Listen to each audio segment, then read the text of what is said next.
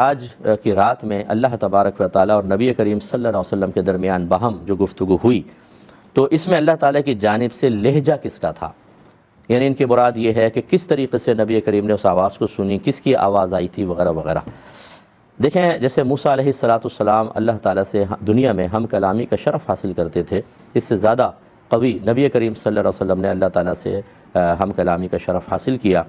تو اس میں دو صورتیں ہو سکتی ہیں۔ ایک صورت یہ کہ اللہ تعالیٰ کسی چیز پر تجلی فرمائے اور وہ اللہ کے کلام کی حکایت کرے، جیسے موسیٰ علیہ السلام جب آگ لینے کے لیے گئے تو درخت سے آواز آئی کہ میں تیرا رب ہوں، تو میں تیرا رب ہوں یعنی درخت تو نہیں کہہ رہا تھا، اللہ نے تجلی فرمائی، گویا کہ اس کو الہام فرمایا، درخت کو قوت گویائی دی کہ اللہ کے پیغام کو بعین ہی آگے پہنچاؤ۔ حکایت کرنے کا مطلب ہوتا ہے جیسا کسی نے کہا، پیغام دیا،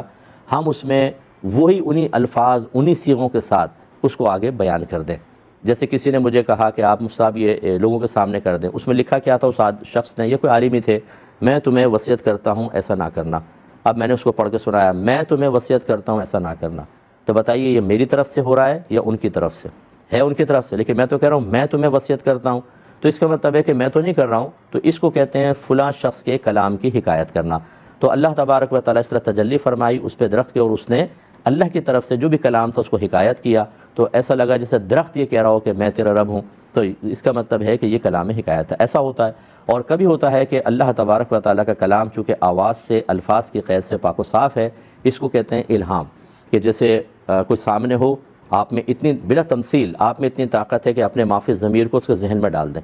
تو وہ آپ کو دیکھ رہا ہے، اس کے ذہن میں آپ کی بات آ گئی، پھر وہ زبان سے جواب دے رہا ہے، پھر آپ ذہن میں بات ڈالتے ہیں، پھر وہ، تو یہ اللہ تبارک و تعالیٰ اس طریقے سے جیسے جبریل امین کو وحی دے کر بھیجی، تو اس میں ایک پہلو یہ بھی ہے کہ اللہ تعالیٰ نے الہام فرمایا، ان کو اپنا کلام ان کے ذہن میں آ گیا، انہوں نے آ کے زبان سے پھر بیان کیا، سرکار صلی اللہ علیہ وسلم نے اس کو سنا، پھر آپ نے صحابہ کے سامنے اس کو پڑھا۔